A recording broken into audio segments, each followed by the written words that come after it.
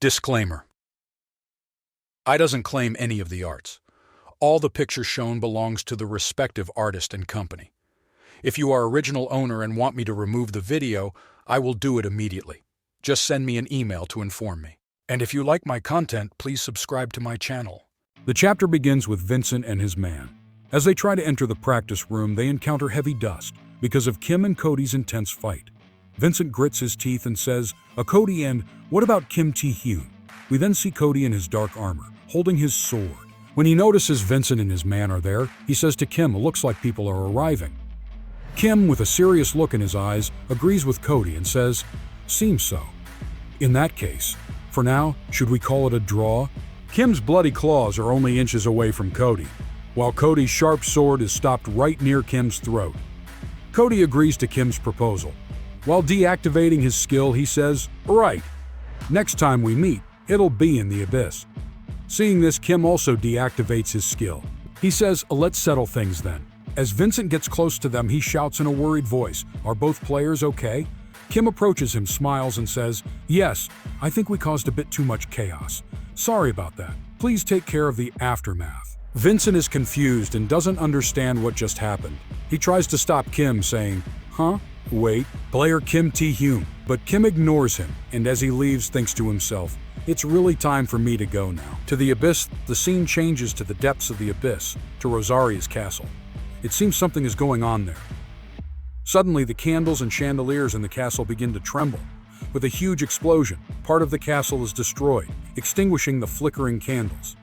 Rosaria, with a bored expression, looks at someone and says, seriously. That difficult personality hasn't changed a bit, breaking someone else's relic on a payment plan. Are you trying to provoke a power dispute? Another character slams his fist against the wall in frustration and says, a power dispute? I've got no problem with that. I'm always ready, but there might be a simpler way for both of us. Rosaria, your contractor. Upon hearing his words, Rosaria is surprised. As she sits on her throne, she leans forward and says, my contractor? Why? Still hung up on the business we couldn't finish at Iron Horse Gaban, a man sitting in the Archduke's seat sure is generous. Hearing Rosaria's words, Igman gets even more furious and says, it's not for such a petty reason. Cut the nonsense. Stepping closer with an icy voice, Igman says, I don't know how you did it, but your contractor is using my authority without permission. Upon hearing this, Rosaria bursts into laughter and says mockingly, so that was the meaning of those recent rumors about your contractor. That's what happened. Well, compared to my power, yours might suit the contractor's taste better.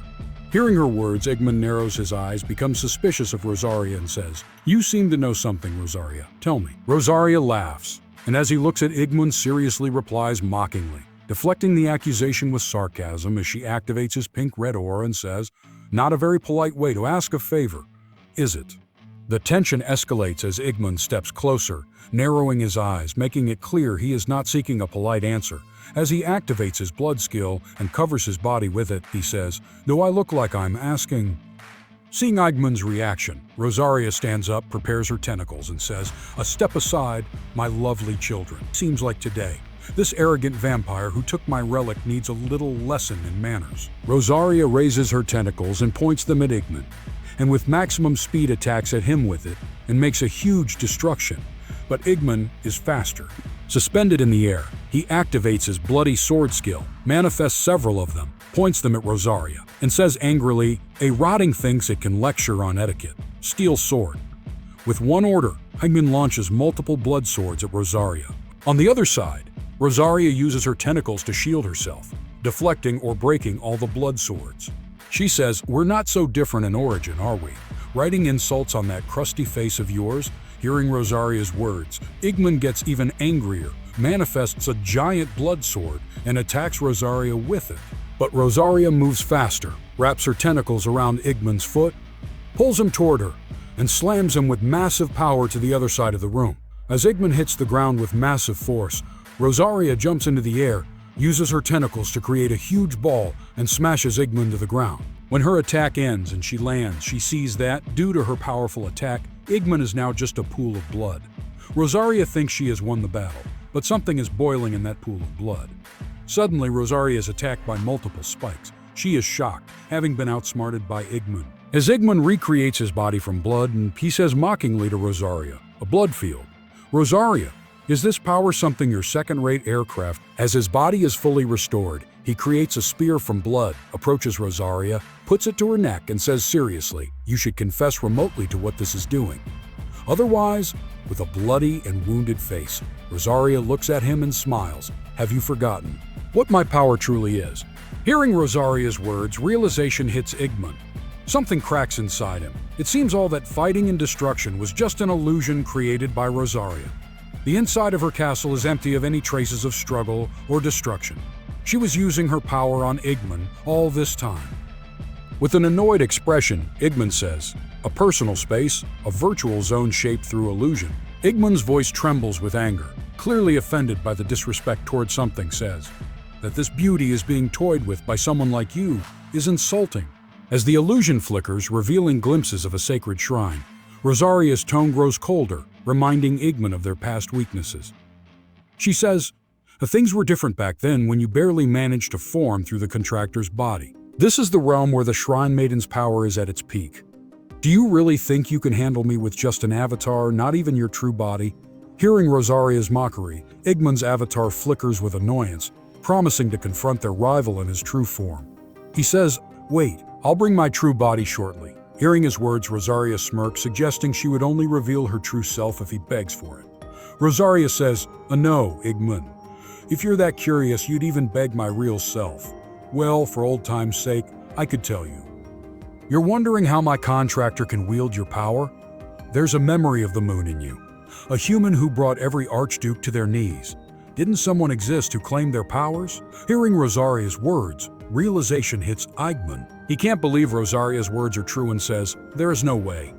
Seeing that Igman understands the situation, Rosaria laughs and says, "Yes, that iron horse. My contractor is the key to that person." The scene changes to the New Korea Player Association building. We see Kim there. As he tries to enter, he hears voices coming from a room. He opens the door suddenly and surprises the others, saying, "Why is everyone gathered here?" One of them steps forward, surprised to see Kim. He is Marcus, a US player. Kim wonders to himself what Marcus is doing here. Seeing Kim, Marcus says excitedly, "We've been waiting for player Kim TAEHYUN to return. We tried contacting the World Player Association, but it seems we missed each other." Kim TAEHYUN crosses his arms, focused, and says with a serious look in his eyes, "What do you need from me?" Seeing Kim's reaction, Marcus says quickly, "Given the situation, I'll get straight to the point." Go and the chairman are there, listening as Marcus explains the new crisis to Kim. The United States Player Association is officially requesting your help, player Kim TAEHYUN. Kim crosses his arms, expression serious. It sounds like something serious has happened. Hearing Kim's words, Marcus fixes his glasses and says, "One of our players who ventured into the abyss's deepest layer has gone missing. We joined forces with the World Player Association to conduct a search operation, but a search team of 4 SS rank players was completely wiped out. Dylan Gray, Daniel Harrington, Alexandra Bijou, and Aiden Simon all died during the operation." Kim TAEHYUN listens, his expression unreadable. He is shocked by Marcus's words. He can't believe such a thing has happened. Marcus continues, "We can no longer guarantee the missing player's survival. But Cody said he couldn't give up until he confirmed it himself and went into the abyss alone. We believe Cody may also be in danger. That's why we've come to you, player Kim TAEHYUN. Please, we ask for your help." Hearing Marcus's words, Kim's eyes narrow as he recalls fragmented memories. He thinks to himself, at the incident where 4 SS rank players were annihilated in the abyss depths, "I remember and vividly. Even in my previous life, it was shocking. But back then, there was no mention of it being a search team. And a missing player? Just who could that be?" As Kim checks his own knowledge, he asks Marcus, "Who is it? That missing player?"